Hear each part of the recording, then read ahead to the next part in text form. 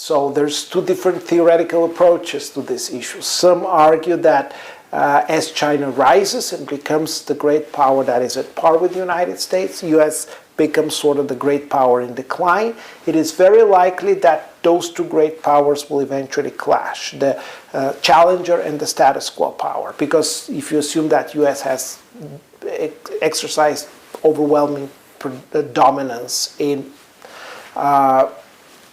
virtually all the major geographic regions. So China as a rising power would naturally challenge it, and you would expect to see a conflict. The alternative to this, the alternative explanation to this is that China is nonetheless not interested to confront the United States militarily directly, and for a very simple reason, that United States is China's major export market. China has grown because it has been able to trade and export with the United States, but also with the European allies. Through that export-led growth, China has secured its rise to great power or major power status, so there's no reason to kill the goose that lays the golden egg, you know.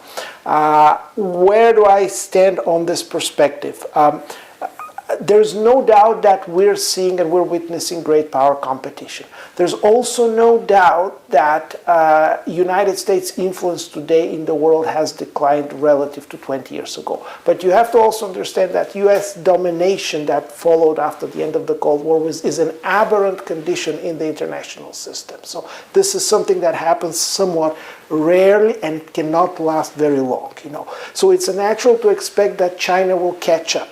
But even today's China that catches up with 1.2 billion people population still has a GDP below that of the United States, and still it's 4 times larger, between 4 and 5 times larger than United States in terms of population. So if you look at per capita their wealth and their power is only a fraction of that of the United States. So while I don't think that it makes rational sense to expect great power direct confrontation, you are going to naturally see that not only China, but also in this case Putin's Russia are going to challenge U.S. dominance, and you're going to also see many places where U.S. dominance is declining.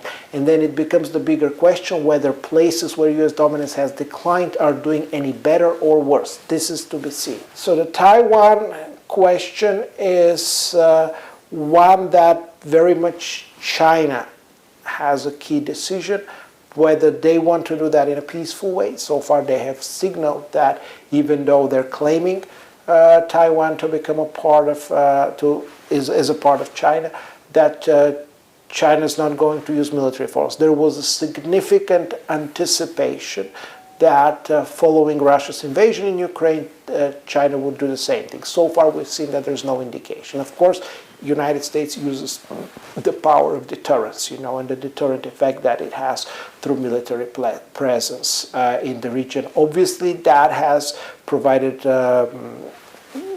given result to the extent that there hasn't been any direct confrontation. I don't think, given all the challenges that Chinese society and Chinese economy is facing today, rational models indicate that direct confrontation with the United States or U.S. allies over Taiwan is not justified. But again, it was also not rational for Putin to attack Ukraine on February 24, 2022. All the factors indicate that it didn't make sense, and it did happen. So I do believe, however, that the leadership in Beijing is different and thinks differently than the leadership in Moscow.